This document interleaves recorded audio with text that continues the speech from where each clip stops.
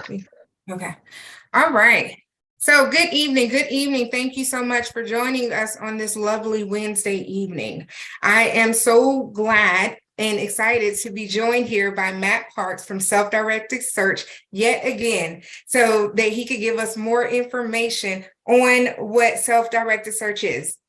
Previously on our webinar, Matt went over what self-directed search is and like just gave a general overview of it. But today is where I'm going. Let me let you see me. Today is where we are going to get down into the details and we are going to see how self-directed search works. We are going to see the reports and how it can be used in the classroom and how it can help out your students and as well as adults, and how it's just we're going to see the why you hear this excitement in our voice. Today you're going to see why. Today you are going to see why, and I'm so excited. So what I'm going to do, I'm going to go ahead and turn it over to Matt. Thank you, Nicole. Appreciate that. And thank you, everybody, for joining us. So as mentioned, we did one of these about a month ago. We took sort of a high-level overview of why career assessments can be impactful, how they can be used in the classroom, and how they can be used to help your students ultimately figure out what to do with their lives.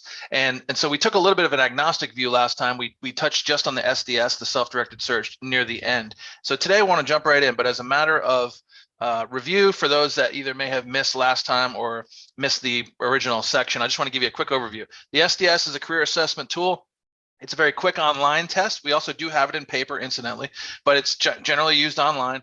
You take the assessment and it matches your aspirations and talents based on how you answered the questions that we asked to the career choices and educational opportunities, majors, et cetera, stuff like that, vocational choices to each other. So they basically align your personality type with the jobs that reflect those personality types in them. There's no special training or certification. You don't have to get accredited or certified or pay any sort of administration or anything like that to administer the SDS. Anybody can take it, anybody can give it. It's based on something called John Holland created something called, or researched something called RIASEC theory, or RIASEC, or RASEC. Lots of people call it different things. I call it RIASEC. The theory says there are 6 personality types: realistic, investigative, artistic, social, enterprising, and conventional. All of us have all of these in us. However, they vary in different degrees. And to the degree that we can identify via the SDS which ones are your strengths, which ones you exhibit in the greatest abundance, that's half the battle. We then take that and match that up against the occupations and careers that exhibit those same traits. The SDS has been used for a very long time. It was beginning to be researched actually around World War II. The theory that would go on to become RIASEC theory. John Holland, who's really a giant in the field, he passed away in 2008. It was his life's work, and to the degree at the very end you see there, it's been cited over 2,000 times in bibliography, academic journals, research, etc. So it's very, very well supported, scientific, valid, time tested. Been used probably at this point 45, 50 million. This slide is a couple of years old actually with the 40 million number. But it's used all over the place in education, very broadly speaking. So you may have come across it or know someone who has. They could have fit any number of occupations that are listed here on this screen. But if you look, you see the theme there, the trend or the theme is teachers, basically. Teachers of all varieties, educators of all varieties, help steward students to the SDS so that they can ideally find out, again, what to do with their lives. So without further ado, just wanted to give you that sort of background. Let's jump into the SDS itself. And I'm going to jump right in. We can certainly answer questions and take up any particulars at the end or after the presentation is over. So feel free to do that or ask questions, and we'll address those at the end. But long story short, you take the assessment. It takes about 20 minutes, 15 if you're quick. And there are a series of binary questions. Do you like to work with your hands? Yes or no. Are you good with people? Yes or no. Like or dislike. Very binary. Bam, bam, bam. You click submit and it takes you to this report screen. And this interactive report is really the power of the self-directed search. What it does is it quantifies those 6 areas, those 6 personality types that I discussed earlier. Realistic, investigative, artistic, social, enterprising, conventional. This is my report that we're viewing here. And so what you see here is that I am enterprising, social, and investigative, ESI, and which is all well and good, but let's say, and I don't have a background in career psychology. So maybe those words and this theory don't resonate all that much with me. Maybe I'm a 15-year-old high school sophomore who just took the test because you told me I had to, but I want to get the most out of it. And so here's what we do. We give you your code, and then we explain a little bit about what that code means, because we want you to be familiar with and understand the why we say these jobs that we're about to show you in a second are up your alley, or why they are potentially right for you. So what we do is we plot your 3-letter code on the hexagon. It could incidentally be a 2-letter code. It depends on your age. I can talk more about that later, but it's the same methodology either way. We plot your code on the screen, and then we ask ideally the student to critically think a little bit about what they're looking at here. What I mean by that is, if you look at my code, ESI, let's take my first letter, enterprising, for example. What it says here is that enterprising types generally like to work with people and ideas more than with things. They're usually described as outgoing, adventurous, energetic, optimistic, sociable, and self-confident. Now, when I look at that and I reflect and self-reflect on who I think I am, I nod my head at that. I go, yeah, that does sound like me. I do feel like this test kind of gets me, right? It's identified me correctly based on the way that they're defining these terms. And the same is true of social and investigative. And I'm belaboring this point for a second on purpose, because this moment of critical thought is really important, in my humble opinion, and it's kind of nuanced, because it'd be very easy to gloss over this. But what happens when I reflect on these words, on these definitions for these RIASEC letters, is I nod my head, almost overwhelmingly so. This will be the case. You will have some examples where people will be like, I'm not so sure this is me. I think maybe I'm more artistic than you think I am, or I'm more realistic. That's okay. And as you see, you can hover and see what the other ones actually do say. We do have ways to mitigate that. We don't want, and we will not allow people to come away from this experience thinking, I took that test and it didn't have me pegged right at all. It is possible, though, you may bring some things to the table where you think I'm more of this or less of that. And that's what we're going to deal with in a second. But the reason I point this out, this critical thinking piece, is that we're going to ask you to take on faith that in a second, we're going to show you a bunch of jobs and they're up your alley. Well, this is our way of building credibility, to say, we think you are this persona, this personality, based on the way we ask the questions that you answer. And so I'm ESI. I now know that, and I go, okay, great. What does that mean now? Well, what it means is there are a whole slew of occupations that align with my direct code, ESI, as it were, but also all of the different combinations of that code. And why we do it this way is probably stands to reason, but on the chance it doesn't, some codes, whether you realize it or not, don't have a lot of jobs, and some have a ton of jobs. And there's not really much that can be done about that. Jobs are the jobs, the codes are the codes. And John Holland, who again is kind of the creator of this theory and really made it his life's work to research it, went around and spent over 50 years classifying occupations, work styles, as he called them, vocational preferences, and figured out that, certain jobs are realistic jobs and certain jobs are enterprising jobs, et cetera. So again, the codes are the codes. If my code is ESI, the thing is, for me, when we look at my list, and I'm going to address this a little more in a second, but you see, this is a lot of jobs, right? I mean, I think it'd be difficult to argue that's not a lot of jobs. And so it is. I want to acknowledge that. My particular code and all of its combinations produces a pretty long list of occupations. You could argue that's somewhat of a luxury or a good thing. I'm kind of lucky, right? Like, I got a lot to choose from. What you will find, though, is that if you give this to your students and you've got 10, 20, 50, 100 students, or you do it over a long period of time, you do it over a year, 2 years, 3 years, you will see that every code will ultimately get represented. You'll see some students with ARI and some with ESI and all points in between. And some codes will not have nearly this many occupations. In fact, some of them won't even have a scroll bar at all. They'll just have like 8 jobs, and that's it. And so we have ways to mitigate both of those things. I'm going to show you that in just a second. But I want to acknowledge that when people receive their results, their jobs, as it were, in this case on their report, they generally have these thoughts. And so we want to acknowledge that and basically own that, because we don't want them to think to themselves, man, that's so many jobs. I don't want to research all that. I'm not interested in going down this whole, I don't have hours and days on end to do that. And that's okay. We agree. So we're going to show them how to do very quickly, within about 3 clicks, make this list go from 80 or 90 or whatever it is right now to like 5 or 10, and ones that now are meaningful to them. And here's how we do it. First things first, as we look at the occupations themselves, what we see is that any point in time, we can just say, those are of interest to me. I appreciate that you're telling me all of these are related to my code and the combinations of my code. But even still, I'm not interested in every job just because you say it might align with my personality, right? I'm going to have preferences and thoughts and opinions. And so for whatever reason, let's say I've chosen these 4. I can go back at any time now and say, just show me those that I personally identified as of particular interest or importance to me. And let's focus only on those. So that's one way, probably the easiest way, to make the list smaller. However, it's maybe harder, because it's probably the case that I don't know what everything is. For instance, what is a controller? Like, I don't know what that is. So what we do, and one of the powerful really attributes of this report, is this link to ONET. Don't know what the familiarity of everyone on the call may be with ONET, so I'll just very high level explain that ONET is the U.S. Department of Labor's occupational clearinghouse, let's call it. It's the deep dive into all of the various career data that is at our disposal. And so for this case, in this case, treasurers and controllers is what ONET calls that job that we just clicked on, that the SDS has told me is a job I may want to pursue or look into. And I go, well, that's great, but I don't know what that is. So I click on the link, it takes me to ONET. ONET goes, here's all of the tasks. It gives you a preview of the top 5, but if you open it up, in this case, there are 22. There's a different number for every job. But in this case, there's 22 core tasks associated with this occupation. Really deep data, interesting for the person who's evaluating this, right? What are the skills required, the activities, where does it exist, what are the job zones, the training, anything you could ever hope to know. And so I come back out and I go, all right, now that I've looked at that job, sure, I think I want to take a closer look. Let's put that on my short list. Or no way I want to do that job, because what I've just found in ONET tells me there's like 10 things about it that I would never want to do.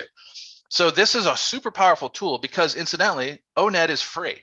So the worst thing that could happen to you by joining this webinar today is that you now have a resource, if you didn't already know that it existed, in ONET that you could send people to anytime and say, go research these particular occupations. What I think makes it more powerful and valuable in the context of the SDS report, though, is that if you think about the sequence, when you're learning about an occupation, so like a second ago, I didn't know the job, what it was. Well, I learned about it only because you told me it might be a good job for me. Do you think my interests and my attention might be a little bit heightened at that point? Maybe I'm a little more receptive and inquisitive and curious at that moment. Probably I am, because I never even knew what the job was, but now I'm possibly evaluating it as a lifelong career. The implications to that are pretty serious. And so can't stress enough that the integration between ONET and your code in this report, colossal. Probably, I would argue, probably the most beneficial, most impactful thing about the whole report. But again, just because I say I like this or I don't like this, that doesn't necessarily solve my potential problem of I got too many jobs. I can't go through all of these.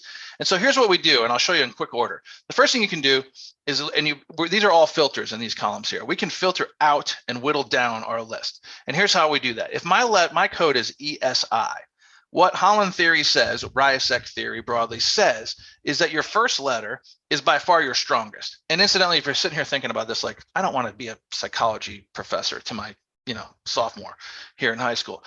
That's okay. You don't have to be. And I wouldn't even necessarily explain all this. This is really for the benefit of you, the practitioner, the steward, the test giver. You could just say, hey, look, go in and take out the things that don't begin with your first letter. But the reason why you would do that is because technically your first letter is probably the most indicative, powerful, associative as it relates to the occupations that are out there for you. So if we've got a ton of jobs, the easiest way to get rid of a bunch right off the bat is eliminate the ones that don't begin with your first letter. Because if we have to pick, those are going to be slightly less aligned with me anyway. And we see when I did that, the list just got a whole bunch shorter, and theoretically also got that much more dialed into me, because my first letter is represented in every single one of these jobs. Even if the second and third are in different orders, we know every one of these jobs has a strong enterprising component to it. And because that's my first letter, that could be really, really important. The next ones are way more intuitive though. So the Holland code, that's one thing you can manipulate. We just did that. But the next one's super easy, right? So I have an idea about how much college or not, or post-secondary education, or any post-secondary education I'm willing to do. So the first thing I can say is, I ain't going to college. I'm sticking right here, and boy, that could be a rude awakening. Even because if you're an ESI and you want to whittle out things that don't begin with your first letter, you got one occupational choice. Well, that could be a powerful aha moment, because maybe I thought I was going to go, take over the world and I'd have all the opportunity at my disposal. Turns out maybe not. So what if I add some college? Well, now I get some more opportunities. What if I add a 4-year degree? Great, even more, and so on. And so that's how you use these filters, is if you want to eliminate occupations, and maybe it's more apropos this way, said another way. You know what? I'm going to give you 4 years. I'm going to college. No way I'm going to grad school. I know that much. Okay, well then great. Let's filter out occupations that are going to require an advanced degree, because truth be told, you already know you're not going to do it, or the likelihood of that is not going to be very high. So let's eliminate them. So again, we look at the scroll bar, and there we go. Just got rid of some more and dialing in closer to me. The last one, or the second to last one, is career clusters. This one's really intuitive. Look, I'm not working on a farm. Great. Well, then let's get rid of agriculture jobs. I hate the sight of blood. Great. Let's eliminate health then. You're not going to want to draw blood or, wait on somebody's bedside if these things are true. And so you can project your own emotions, thoughts, feelings about broad swaths of occupations in this case, and again, whittle down even more what is out there and available to you and aligned with who you are. Finally, Outlook.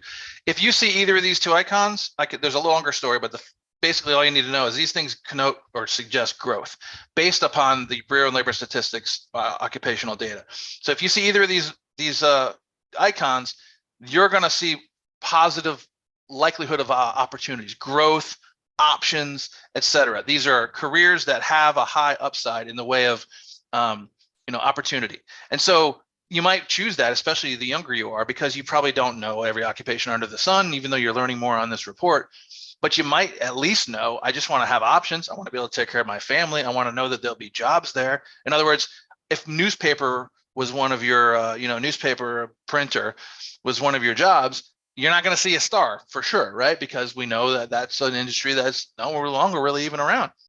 And so these are intended to help you pre-identify where those will be, or to keep you from falling, let's say, into that category. You don't have to use them, but if you do, you can, and it'll give you that list. And we see, if I put them back on again for a second, my list started with like 80 jobs, and now we're down to 6 in pretty short order. So that's the power of the filters, and that's how you come up with your own really more meaningful list. The last 2 fields I'll just fly through really quick. Let's say I say to you, well, I want to make at least 100 grand, or at least I want to have a reasonable opportunity to do that. Well, what we do here is we take your zip code that you would have entered when you took the test, and we say, here's your salary data for, in my case, Tallahassee, Florida, where I live, the 25th to the 75th percentile.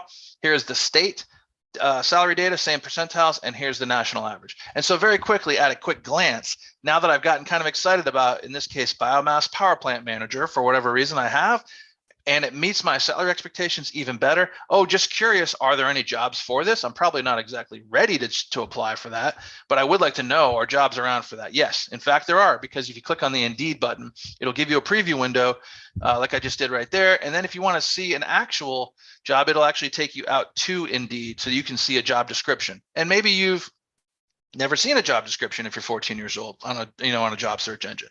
That in and of itself could be a useful activity, homework assignment, what have you, to learn about this, because certainly in your lifetime, highly likely you will see some of these. So the sooner the better that we can familiarize ourselves with that,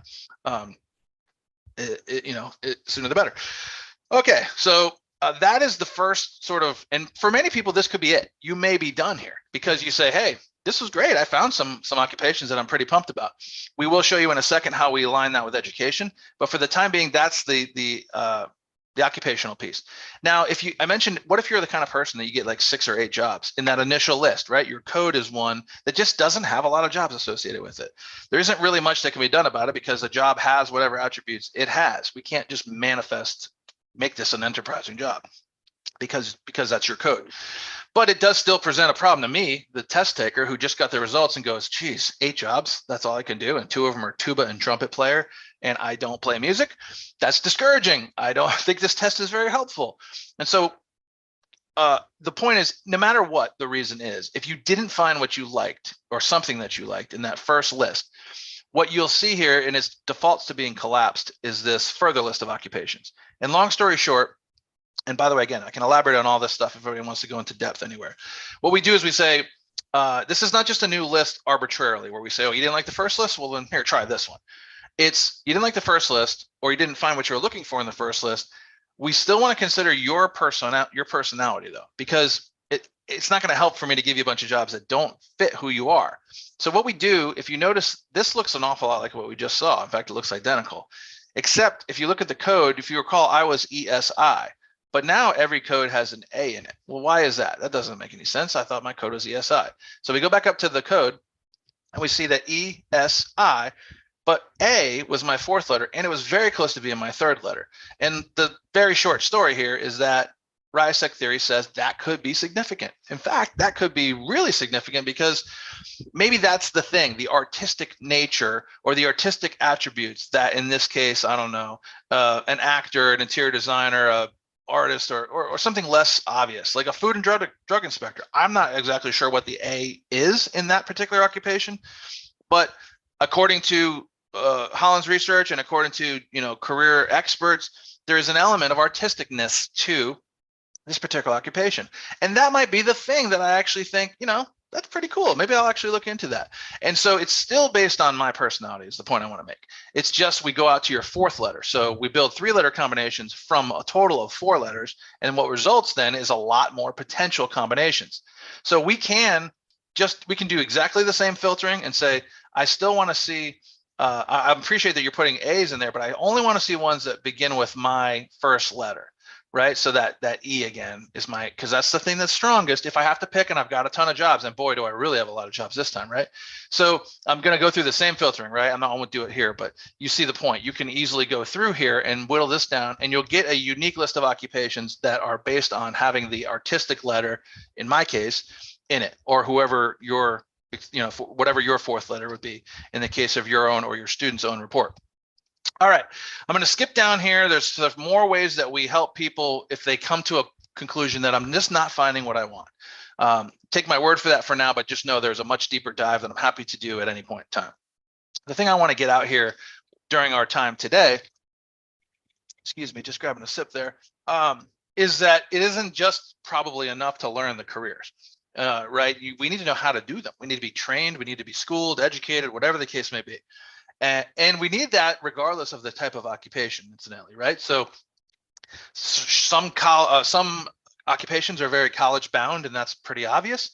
Others are more trades and technical, vocational, et cetera. And so what this does, this section, we call it My Education, and then down here we call it Potential Programs of Study.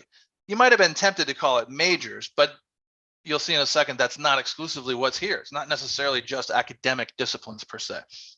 But what is here are a bunch of educational programs of study and disciplines, if you will. And you have the ability to filter and sort. And so in this case, again, you really have, in this case, we got a ton. And this is a lot of potential programs. There's a lot of things that are exhibited in these different programs, a lot of personality types. So we could, again, do, if we want to, whatever we want, but let's just take again, take out the things that don't begin with the first letter, watch that update. And then here you have a ton of choices, way more even than the career clusters. And what's almost easier frequently is to say, I don't really care about all this stuff, but I am kind of interested in these, maybe right here. And that's it. And yeah, obviously that's a pretty arbitrary list that I just picked through quickly, but you would pick your own and you'd say, okay, now look at my list. Now these are realistically probably the programs of study that I really are up my alley because I filtered and sorted and removed all the things that weren't really in my wheelhouse. And so what's cool here is what's left is, let's say I've decided comparative law is something that I do in fact want to pursue. Well, again, I live in Tallahassee, Florida. So what happens is we link out to College Navigator, and I'll do a quick commercial again here. This is a U.S. Department of Education website. You may have some familiarity with it anyway. It is an extraordinarily deep database of academic institutional data. So if you want to know anything about Emory University, and incidentally, in the way of financial aid, enrollment, retention, admissions, accreditation, sports, certainly we don't care about all that. But if you do want to know, College Navigator is a great place for it. The way we use it is we say, okay, if you pick comparative law as the discipline that you're interested in studying or pursuing, being trained in, whatever the case may be, what College Navigator does is it goes out and it screens by default a 250-mile radius around the zip code that you entered when you took the test or that you pulled in to take the test. So this tells me, and 32311 is Tallahassee, Florida, again, where I live. Well, if I want to study comparative law in Tallahassee, Florida, or at least based in Tallahassee, Florida, I got 2 choices, and that's it. University of Florida 2 hours away, or Emory University in Atlanta 4 hours away, which, by the way, these are two top-notch schools with very hard entrance requirements. That in and of itself is something I'm probably going to want to be mindful of. But why I point this out is whether it's you directly or perhaps a school counselor or somebody else who has a career stake in your students' lives, this is data that would be hugely important to them. In other words, if I just go to tell you, you know what, I want to be a nurse, you'd say, good idea. And then you say, where are you going to go? And I'd say, I don't know. Has nursing programs. And I'm going to have to go search all this stuff out. So we do this for you. So if you can just identify any field that you're interested in studying, College Navigator will do the rest. And by the way, if you say, well, yeah, I live in Tallahassee, Florida, but I'm moving to LA. I know that much. It's a dream of mine. It's always been my dream to go out and find the people on 90210 in Southern California. And so if I click show results now by changing the zip code, it will now show me comparative law options in Los Angeles or in Southern California. And I see I got one in LA at USC, and I got one in UC San Diego, a couple hours south. So you get the gist. And by the way, I'll pick another one that's maybe a little, let's say health law. This might be a little more obscure. Yeah, well, there's one. And the point is sometimes you'll get a ton. I don't know if there's any of these that'll have a lot, but a lot of these were law. I picked a lot, pretty specific bunch here. Let's put in education, because a lot of places will have curriculum and instruction. And you'll see, I just want to demonstrate that it's very sensitive to what you put in. It's not going to give you the same results. It's going to, based on the discipline you put in. And incidentally, here's a historically Black college and university. Here's a tier 1 research school. Here's a small private Christian school. Here's a state regional school in Georgia. You would also, if we look at this enough, you'll see small technical school in a rural Alabama and, top-notch research school, et cetera. You'll see every institution under the sun. You would also see, though, if your code dictated it, the local bartending academy in your neighborhood, if bartender was one of your occupations, and it can be, or cosmetologist, esthetician, whatever. Like it will show you if the job exists and it's within your code, the educational training program, whatever it may be, whether it's a college or some sort of institute down the road, or any point in between, it'll identify that. So the last thing I want to show you, for the purposes of today anyway, is let's say this is all well and good. I found something that I'm kind of interested in, or I didn't. Hopefully that's not the case, because really the spirit of the SDS is for you to find something. Don't leave this experience thinking there's nothing for you, because you might have started thinking that. A lot of kids do. A lot of kids start taking the test and they think, there's nothing for me. This is stuff other people do. They get great jobs. They go to college. They do these things. But the truth is anybody can, and they just need to be empowered to do it. And so by taking the SDS, you'll ideally find some of those opportunities already. But the worst thing happens if you get all the way to the end, you found nothing at all. Then you still have one option left. And that is to say, you know what, I appreciate that you tell me that these codes mean these things and I could be good at these different jobs. But my whole life, my dad's a nurse, and he works at a hospital. He works with sick people. He helps people. They're like telling you, the stakeholder in their life, something that you with a trained ear are hearing as, oh, I get it. You're saying you don't really want to be a nurse, but your reference for healthcare in this case is just doctor and nurse. That's all I know that it exists when I'm a kid, maybe even later. I'm 47. I don't know that many healthcare occupations, right? So what's cool is you could say, just show me jobs in a particular discipline. Earlier, remember I said, I'm not working on a farm. Well, let's eliminate agriculture jobs, right? Or I hate the sight of blood. Let's eliminate health sciences. In this case, let's do the opposite. Let's focus only on health sciences.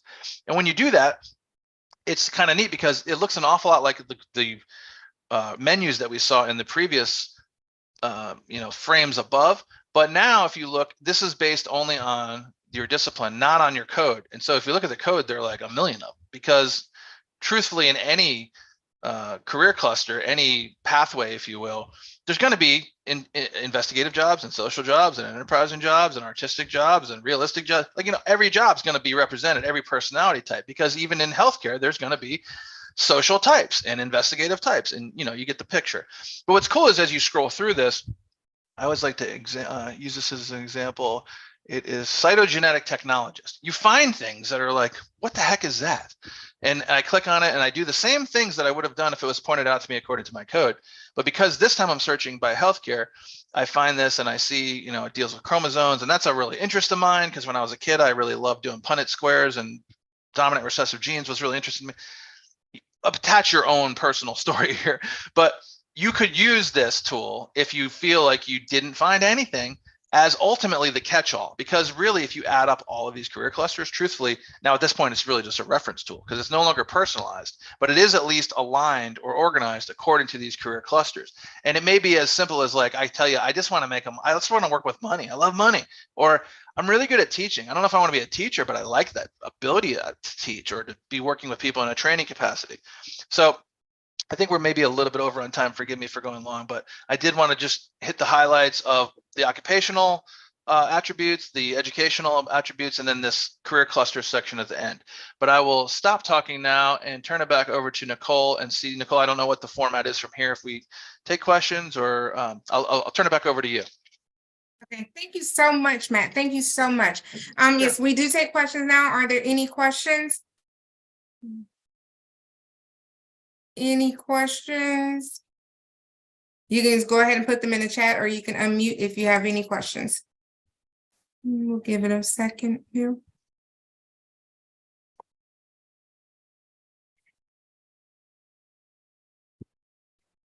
All right, it looks like there are no questions. All right, so thank you so much for joining us this evening. And as per the usual, this webinar will be up on our YouTube page later on this evening or tomorrow morning. We do keep all of our past and future webinars. We do place them on our YouTube page so that you can go and view them in the future if you need to. I'm going to drop the YouTube page. It's just at Gmetrics Support. That's going to be our YouTube page there. And again, thank you all so much for coming. Just want to remind you that next week we do have our webinar on next week on Friday at 3 p.m. Eastern time, where we're going to preview new curriculum that we have coming to our platform there. So please make sure that you go ahead and join us there.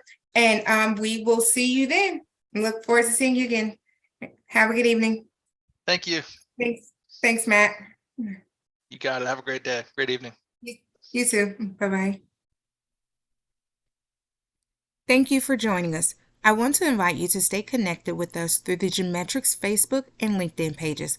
Also, like and subscribe to the Gmetrics official YouTube page to receive instant alerts of new content postings, review previous webinars, and our FAQ channel, where we will be posting videos addressing the most frequently asked questions. If you have a FAQ that you would like us to do a video for, please make sure to include that on their survey.